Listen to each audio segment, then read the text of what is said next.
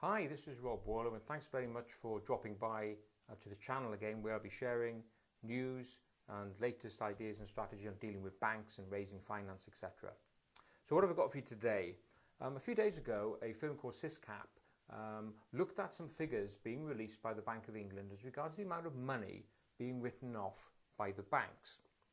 So the figures came from the Bank of England, said that for the 3 months to June 2011, just over £6 billion was written off by the banks in respect of bad debts raised by businesses.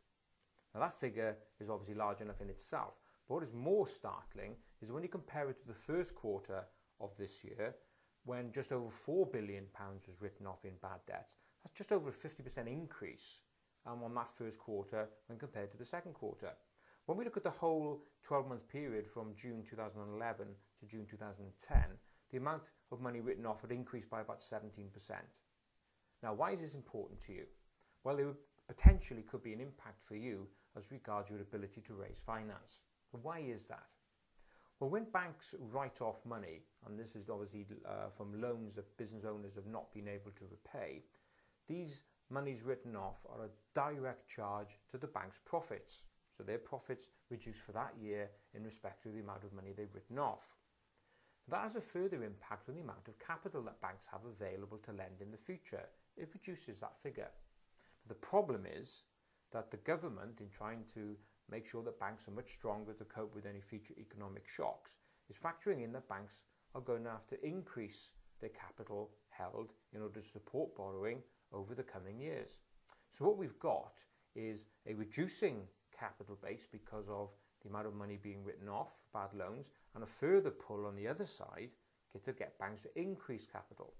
So the danger is that this could lead to a future credit drought.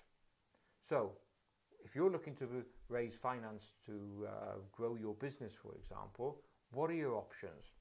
Well, if you're a reader of my blog on my website, you'll see I've mentioned before about alternative sources of funding, and you really need to start looking for those alternative sources now. And one option is asset-based finance or leasing, as an example.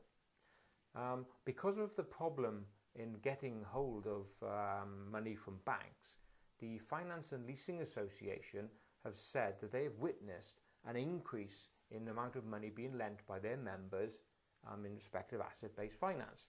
In fact, for the 12 months to August 2011, they've seen an increase of just over 8% in the amount of money that they're lending out.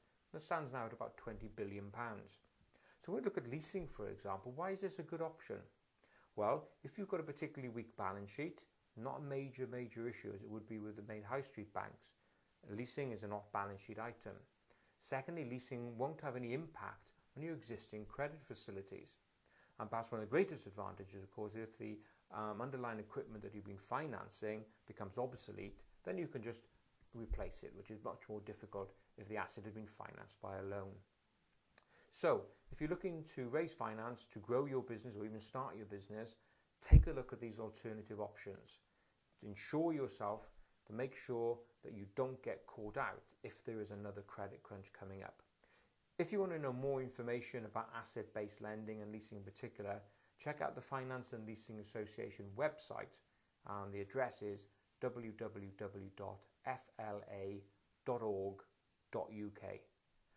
Thanks very much for dropping by. I hope you found that useful, and I look forward to sharing some more ideas with you very, very soon.